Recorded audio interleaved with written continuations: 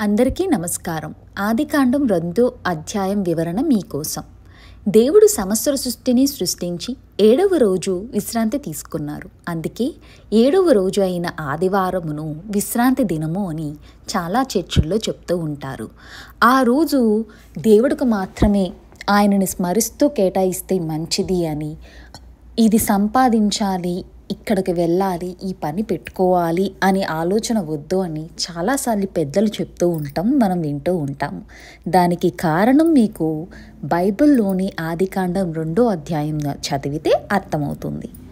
అలాగే ఆయన మనిషి అయిన ఆదామును సృష్టించారు కదా, తను ఉండటానికి కోసమని ఒక తోటను, స్థలాన్ని, తినటానికి పండ్లని, ఇలా అన్నీ ఆయన ఏర్పాటు చేశారు. అయినప్పటికీ ఆదాము ఒంటరిగా ఉండడం మంచిది కాదు అని చెప్పి ఆదాము నిద్రపోయేలా చేసి, ఆదాము నిద్రపోయాక తన ప్రక్కటెముకల్లోంచి ఒక ఎముకను తీసుకొని, అంటే నరుడి యొక్క ఒక ఎముకను తీసుకొని స్త్రీని సృష్టించారు.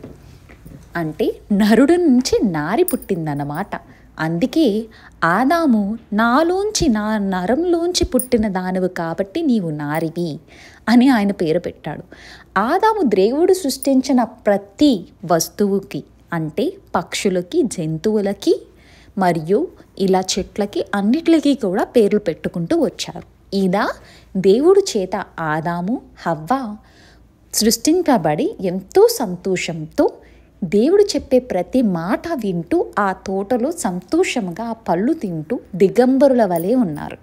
అంటే ఈ వస్త్రం వేసుకోవాలి అన్న ఆలోచన కూడా వారికి లేదు. సంతోషంగా, ఏ ఆలోచన లేకుండా, ఏ కల్మషం లేకుండా సంతోషముగా, సంపూర్ణముగా భార్యాభర్తలుగా ఆ తోటలో నివసించేవారు.